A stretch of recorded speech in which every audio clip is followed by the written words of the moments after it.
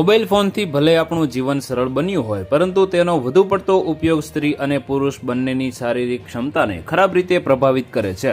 આજના ડિજિટલ યુગમાં મોબાઈલ અને પીસીની સ્ક્રીન આપણા જીવનનો એક જરૂરી હિસ્સો બની ગઈ છે, જેમાં કામ, વાતચીત અને મનોરંજન બધું જ મોબાઈલ, લેપટોપ અને ટેબ્લેટ પર થઈ રહ્યું છે.